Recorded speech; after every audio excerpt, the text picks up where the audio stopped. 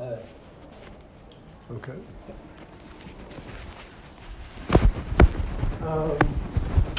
Thanks for coming down.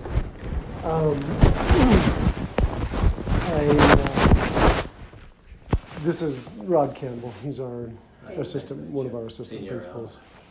And I'm Joe Jensen, the principal. Well, no, I'm just Joe. I'm not that guy that needs to be called doctor. So we just needed to chat with you a little bit about kind of the situation we had here when you were subbing. And I truly want to understand better, and I hope afterwards we can both have a little bit better understanding of kind of what that situation entailed. You know what I'm talking about, right? Yeah. You did take the pictures and send those to Natalie Klein, and she posted both the letter and the pictures on her social media. You're aware of all that, right? Yeah, my intention in taking the pictures, I'm trying to clarify what is legal and what is not. I've been working with children my entire life, and I've never known it to be legal to distribute pornography behind parents' backs, and that was my intention in reaching out to the board. Well, and I hope you know, I think our values are probably completely aligned, because that's not what we're about either. Did you notice where the books were that you took pictures of? Well, they were throughout the classroom. There were some that were on bookshelves. There was a stack on a refrigerator. So, and where was the refrigerator? It was behind the teacher's desk. Okay. So here's, and this is one of the reasons we wanted to talk to you, is to give you a little bit more context. So the books that were on the stack on the refrigerator, I got an email from our district in July saying there's 52 books that are questionable. So we're going to restrict those until we can review them properly and just determine, are those appropriate to be in a classroom or a library, or are they not, right? And so I immediately forwarded that to both my librarian and all my teachers, right? And my librarian actually had those removed within an hour, even though it was summer, because he happened to be here and he's like, okay, that's easy. We had 4 of those 52 books in our library, right? So he removed those immediately. Our teachers obviously aren't here in the summer, but when they got back, that teacher actually took those books out of her classroom library and put them back on the refrigerator, spines to the wall, so that kids couldn't have access to them. Does that make sense? Mm-hmm. And so the way you described that was really misleading, and it felt very violating to the teacher. It felt very violating. You know, that teacher felt violated that, one, she shouldn't feel like a sub is, spying on her anyway. That particular, I do appreciate, honestly, I think it was good that you didn't name the teacher by name, right? Because unfortunately, right now in the political environment we're in, had you named the teacher, she probably would have gotten some significant hate mail, and maybe worse. When Lehigh High School had that incident last year that was not okay, right, but it made national news, and you probably know what I'm referring to, where the teacher said many inappropriate things. The principal of that school, who's actually even a stake president in Lehigh, he got over 2,500 hate mails from around the country, including death threats to him and his wife, right? When he had really nothing to do with one out of, a huge number of teachers that did something really stupid. And I think we all agree that teacher was completely out of line. But that teacher also deserves due process and deserves the opportunity to go through the process to review that and have the appropriate action taken, right? Without the principal getting death threats and hate mail from all over the country. Anyway, one of my concerns too is no matter what I say, after trying to correct people on that situation, false information travels 20 times faster and gets out there, and then correct information is almost impossible to get out, if that makes sense. And so I hope you know that I would hope that if you had a concern as a sub like that, boy, come talk to the principal immediately, right? Because I'm not going to stand for pornography in the classrooms, right? We're not going to have teachers showing R-rated movies or worse. You know, we don't want teachers showing, having books. And there's actually a process in place to remove books, right? Because of First Amendment issues and other things, once a book is in the library, and not every librarian reads every book that they bring in the library, right? Because just from a sheer time standpoint, that's difficult to do. Although nowadays they may do more of that with audiobooks and that kind of thing. Maybe we can be a little bit better about that. But sometimes a book shows up as an award-winning book for adolescents, and so that librarian will just buy that book and it ends up on the shelves, and there may be questionable material in there. And if that's the case, there is a review process. And we're actually in the district they were hoping to try to review all 52 books. And there's no way they're going to be able to do that. So they've actually just put it back on the backs of the school to review those books. And every school is going to review 2 or 3 books. And so we're in the process of reviewing two of those 52 books, right? And what that entails is I have to get together 4 parents and 2 teachers and me, so that there's one more parent than school people. We walk through the laws, and it's a little bit tricky because by removing the books, we actually broke federal law, but we were in compliance with state law because those things conflicted just a little bit. So even our districts, they're muddling through this, but they're trying to be legal to both sets of laws, if that makes sense. But going through this process actually takes care of that, because there is this process to remove a book that shouldn't be there. Personally, I was an English teacher, right? So personally, I think of these 52 books, I'm not familiar with all of them, but I've already read one of the ones we have to review now, because I listened to it over the weekend, because that was my assignment. And I've got one other one I've got to read now. Based on what I saw in the first book, I will be very surprised if a decent chunk of those 52 are not removed. And maybe more than a decent chunk, maybe a majority. I'm familiar with only a handful of those books. But I just want you to know there's actually these processes in place, just so that you understand, gosh, we're not trying to put pornography in kids' hands, right? And then even some of the other things in the post were just not accurate, okay? Like the Chromebooks. The Chromebooks have better filters on them than probably 95% of our families have on their own personal computers at home. And those filters work at school and they work at home. Like if kids try to search things at home, they're pretty robust filters. No filter's perfect, right? And anybody trying to access things, they're going to be able, for example, Wikipedia is not blocked. And if you want to go look at weird things on Wikipedia, you're going to be able to find some weird things on Wikipedia, right? But anyway, I bring you in, one, to just have a little bit better understanding of kind of what happened there.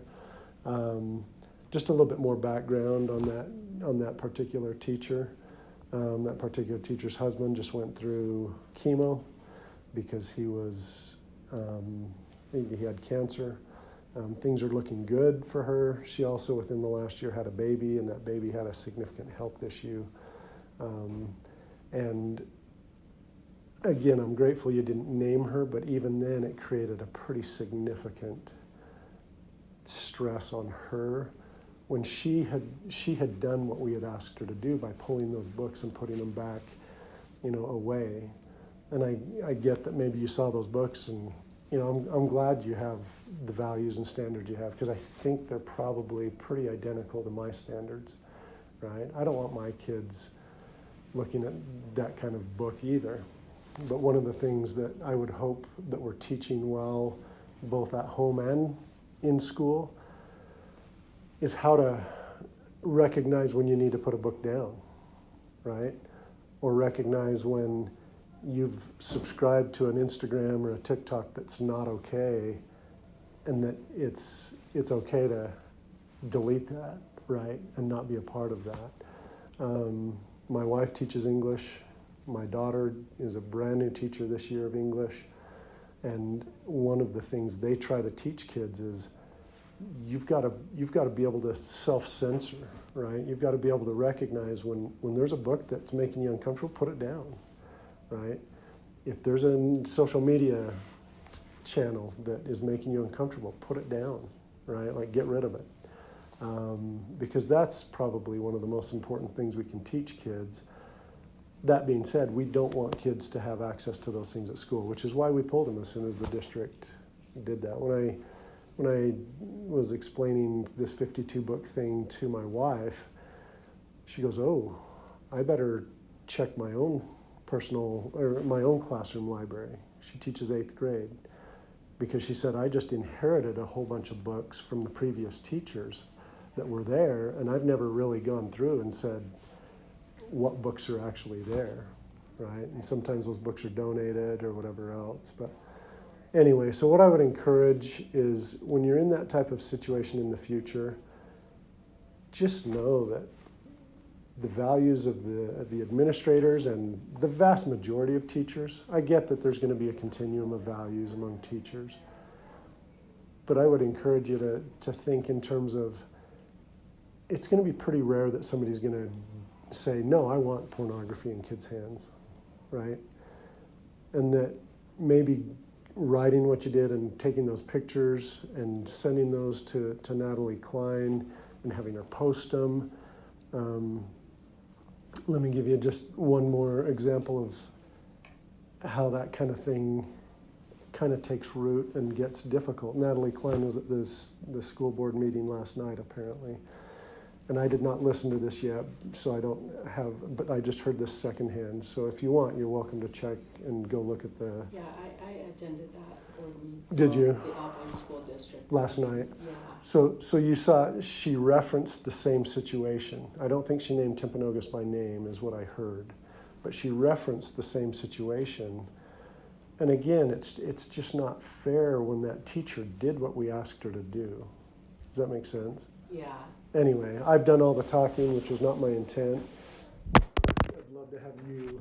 Yeah, if I could be honest and open with you, I'm sorry, I'm just coming off a disability, so if I repeat myself, I have a brain injury, so this is pretty hard, but just to be very honest and transparent with you, I've been subbing since either January or February of this year, and this isn't the first time that I've encountered this. This is something that I've encountered quite a bit this last year, and I've got children in high school at Warren High, and I am a survivor of human trafficking, and pornography is something that is very triggering for me. Yeah. And I've encountered it with kids as I'm subbing in junior high that are accessing pornography, and the kids are snickering and laughing about it and then closing their Chromebooks when I've been coming by. So that's when I very first noticed that was at a junior high, and as a mom who is very triggered by pornography, I don't allow my children to view it, and it was completely shocking to me, and I didn't know who to go to. I didn't know what to say as a sub, you know. I was working at a daycare previous to this brain injury, and it was never allowed to talk about sex outside of a health class, especially with young children. And so it wasn't an isolated incident. This has been going on for a while, and when I saw those books, I don't know anything about the teacher that I was subbing for in your high school, other than she had left notes that the teacher was supposed to have the kids quiet read on their Chromebooks. They were to do a lesson, and then I was to distribute the books that were in her classroom for the children to read during their free time. And accessible to me right there where I was sitting was a stack of books that I thought the state had removed. And so that's where I was coming from to notify the board. I've interacted with Alpine School Board for the last 2 years about multiple things. And every time I have, it feels like they either target me or they target my children. And so I feel horrible for the snowball effect of this going on that teacher. And you know, it wasn't my intention to get her in trouble. It was my intention to call out the board saying these children are being exposed to pornography throughout the day right there in the classroom. I don't know Natalie Klein as a person. I thought she was part of Alpine School District Board, and there were some other parents that I sent it to. I thought doing it anonymously through an email that I created would, I don't know, I just thought it would bring it to the attention of the board that, hey, this is somebody that's inside the classroom, that's also a parent, and is seeing this firsthand. You know, and with the Chromebooks, my children are at Orem High and they've never even brought those home. And if they don't have proper filters, which you can't block every pornographic site as they're always being created, I can't check their browsing history. You know, it's just a very dangerous thing to be giving children access, you know, without supervision, harmful content. No, and I agree completely. And if before you leave you want us to, we can actually, and we've sent this out multiple times. I'm guessing Orem High has as well. Orem High's gone to the one-to-one Chromebooks, right? Yeah. So we do have the option that they can have the Chromebook but leave it at school, which it sounds like that's what you're doing. But there's also an app that you can actually put on your phone called Bloxy. And that's, we've sent it out multiple times, but unfortunately many parents don't read it because it's just one more school email that they ignore or whatever. But if you want, we can show you how you can get that app on your phone, and then you can literally see your child's search history on their Chromebook. Anything they've ever searched, you can see that as a parent. You can also set limits, like from your phone, you can say, I want that Chromebook to be completely shut down at 9 o'clock at night, right? So it doesn't even work. Like they can't even get on it. There's a whole bunch of parental controls like that that are really good. I appreciate hearing that, you know, you didn't have ill will there, because it felt like you had ill will based on these books had been removed and then it was completely misrepresented, you know, in both the pictures and the write-up, right, about the books. In the future, I would say, gosh, if you see anything that's concerning, definitely go to an administrator. I think it's going to be a rare administrator that's going to say, well, we don't care. We don't care if there's pornography in the classrooms. Every administrator I've ever known, right, is absolutely not going to say, I mean, I just have never met one that would say, no, that's okay, right? And then we can go about, you know, addressing those specific issues. One of the things that's difficult right now too, Cheryl, is we're in just a really strange political environment nationally, right? Even at the state level and even at the local level. And there's a level of division and disunity that I've certainly never experienced in my 50 years, right? And for example, my own mother watches a whole bunch of TV, right? And I won't say whether it's conservative or liberal, but she watches primarily one of those two. And she has some really maybe misguided ideas of what's going on, because right now the news networks, for the most part, report on the most extreme 0.1%, right? And so, for example, you know, when you hear about a transgender issue on the news, all you hear about is the male swimmer who swam 3 years in college as a male and now swam as a female in his senior year. And that's the most extreme example of it. I don't think any of us are thinking, "God, that's okay," right? That's just really weird.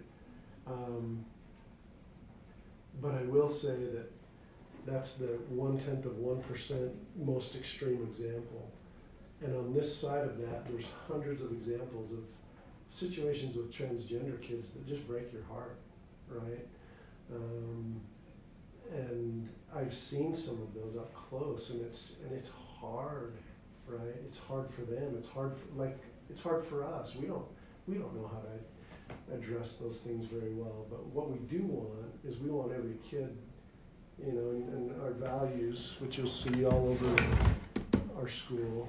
You know, one of the things that we value heavily is that we value, accept, and respect everyone regardless of our differences, right? And I want a kid to feel safe whether they're transgender or not.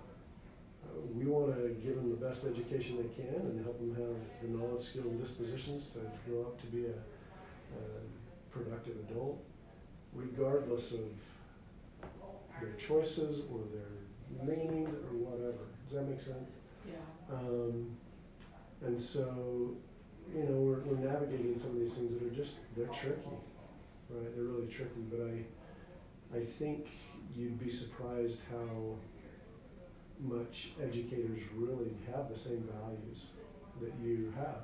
And I'm grateful you have them, right? We're not going to be a very viable society if, you know, everybody's looking at porn, right? We need to have some values that help us, you know, navigate this world. So anyway, is there anything else you would like to say No. about that situation?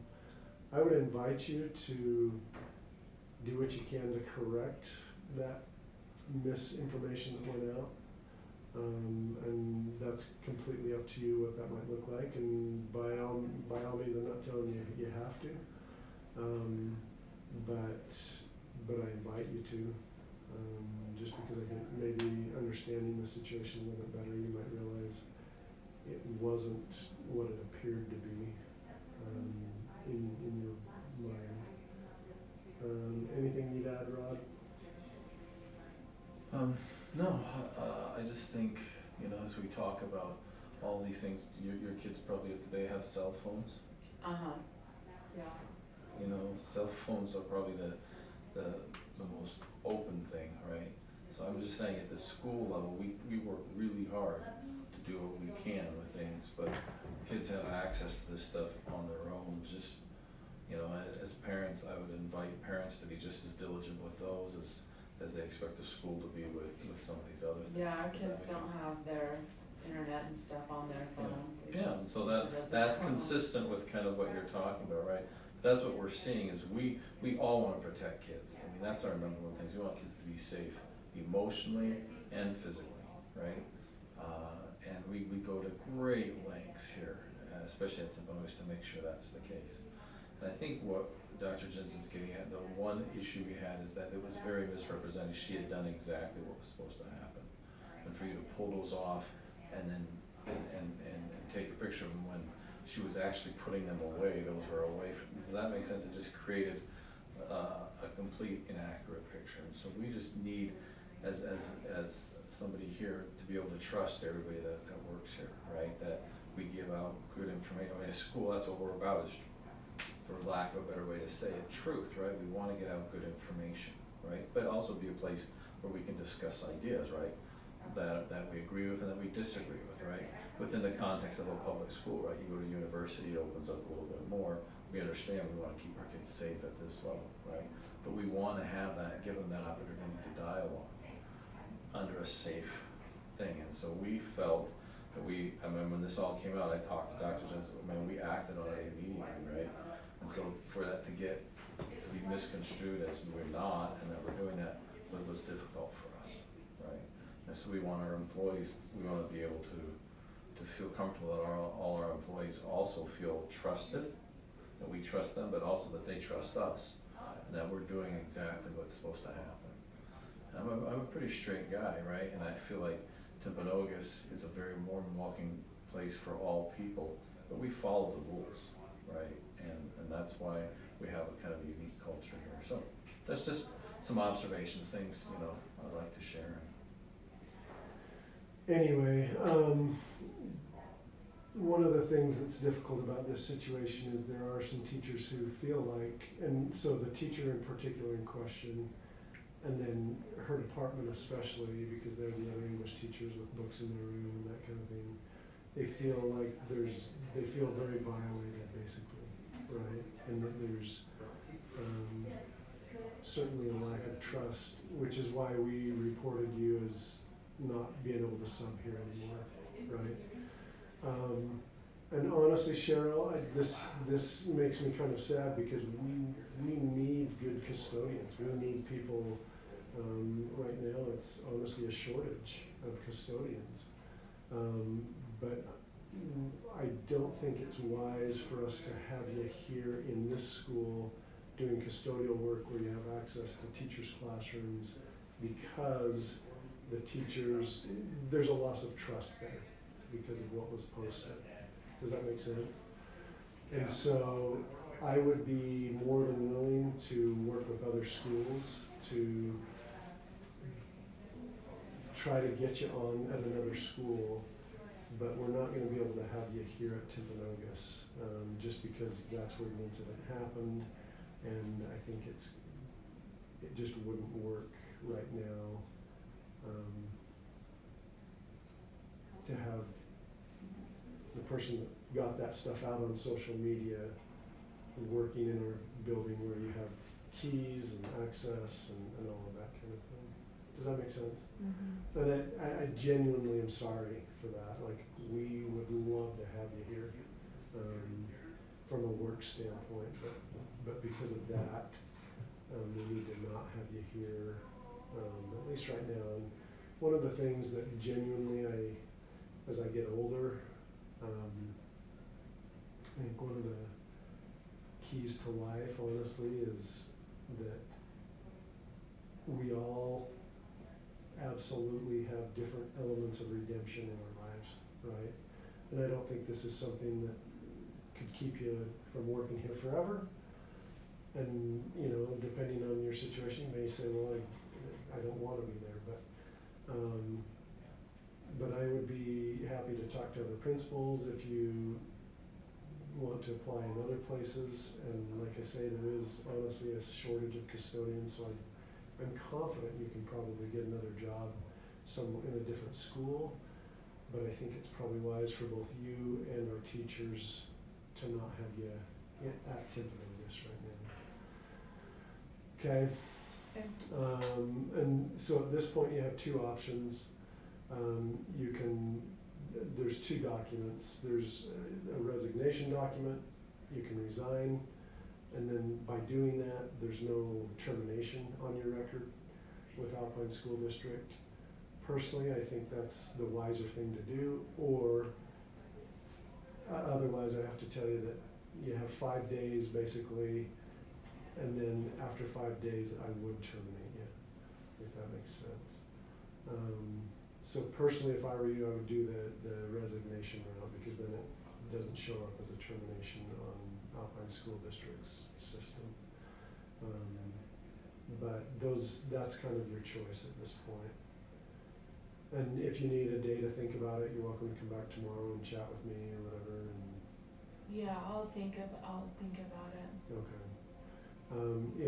If you don't sign that document in 5 days, it kicks in to where I'll send in the other document that says, you know, Cheryl was terminated.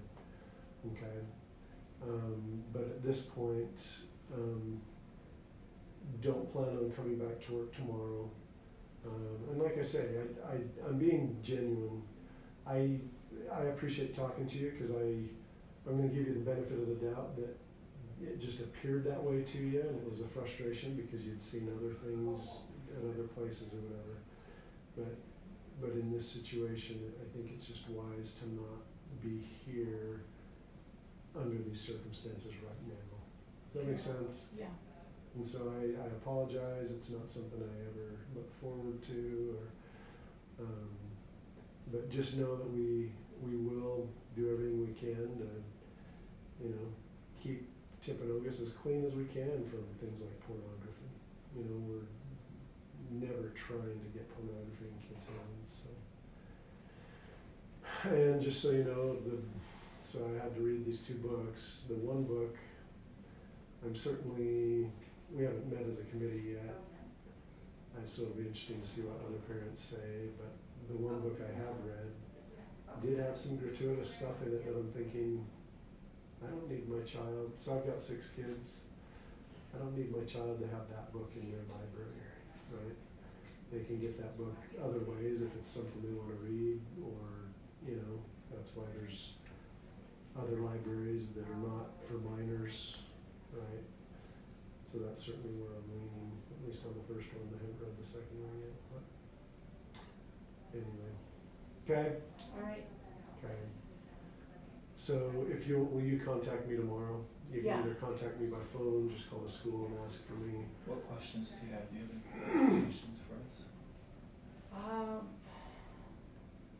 If you want me to be truthful, it just seems like I reported this to the board after multiple encounters with problems, and I got suspended, which obviously I didn't know that it would get this big, but I got suspended without explanation. They said there was gonna be an investigation, and then I got a job with Alpine School District, and then I get terminated, you know? It's like, I understand exactly why. I mean, I would feel threatened if I was that teacher. I wouldn't want a custodian in the school, and I didn't intend to get a job as a custodian here.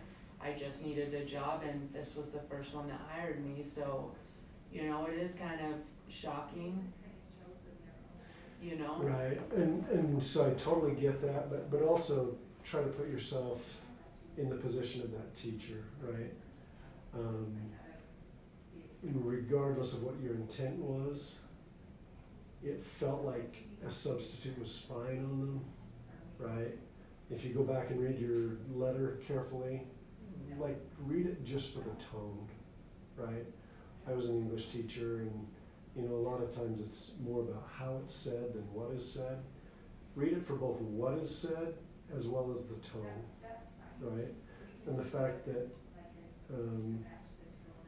I don't know how Natalie Klein got it, but Natalie Klein has had a reputation for being very anti-public ed in many ways. She was actually censured, the big difference from censored, but she was actually disciplined by the state board for some of the stuff she's done. I don't know if you're aware of that. You might want to research that. Just go look up Natalie Klein censure, CENSURE, and you'll find articles about that, where she's,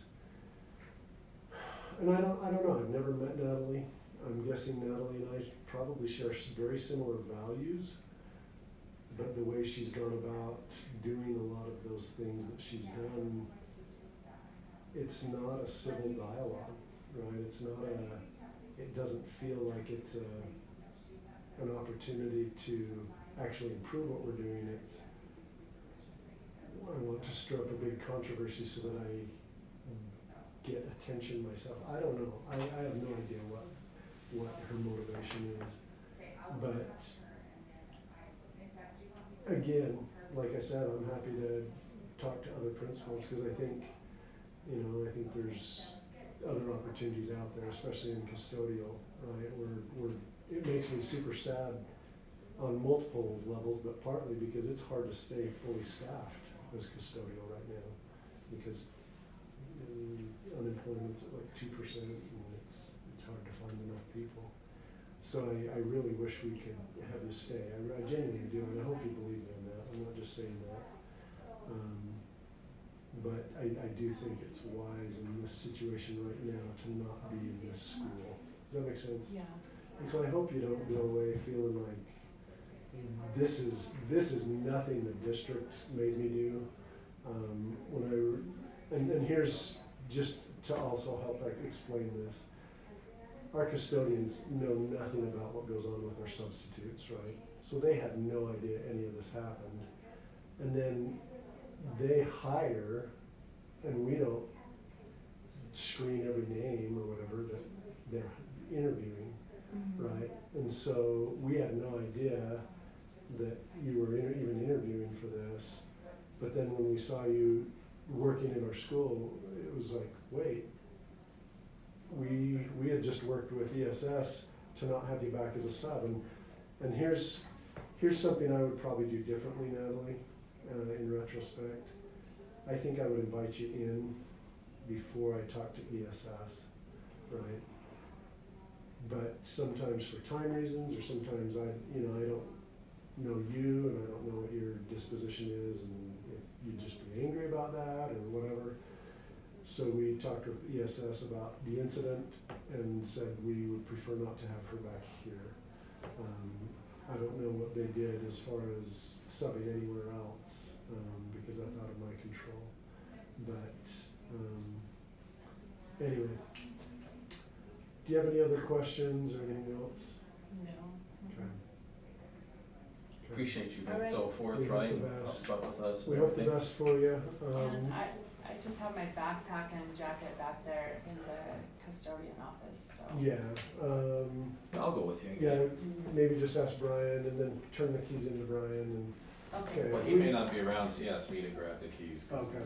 He said you might not be there. Well, so. we really do wish Is this the best all of them? for Oh. you, genuinely. I want you Yeah, to, that's all I have. Wow, that's a lot. That's more than I had. I was just gonna say. I thought maybe you had some personal keys on there. Okay. Wow. No, those are them. okay. Thanks, Cheryl. Let me know tomorrow what you want to do on the, All right. as far as those two choices.